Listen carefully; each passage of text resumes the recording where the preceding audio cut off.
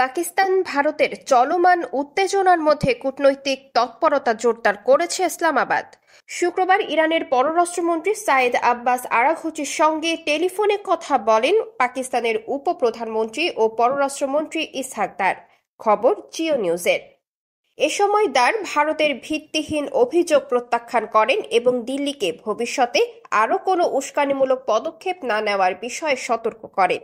তিনি আঞ্চলিক উত্তেজনা প্রশমনে ইরানের ভূমিকার প্রশংসা করেন। এছাড়াও ইরান ও যুক্তরাষ্ট্রের মধ্যে ওমানের মাস্কাটে অনুষ্ঠেয় সংলাপের জন্য ইরানকে শুভকামনা জানান দার।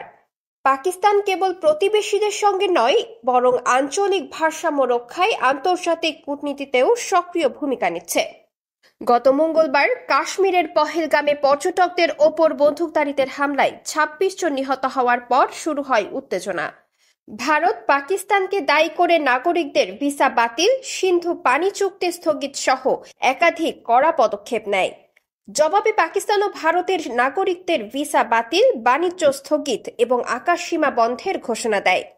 এদিকে উত্তেজনা ও পাল্টাপাল্টি পদক্ষেপের মধ্যে পাকিস্তান ক্ষেপণাস্ত্র পরীক্ষার প্রস্তুতি নিচ্ছে এবং ভারতও তার প্রতিরক্ষা ব্যবস্থা সক্রিয় করছে। Aditi Fariha, news page PD.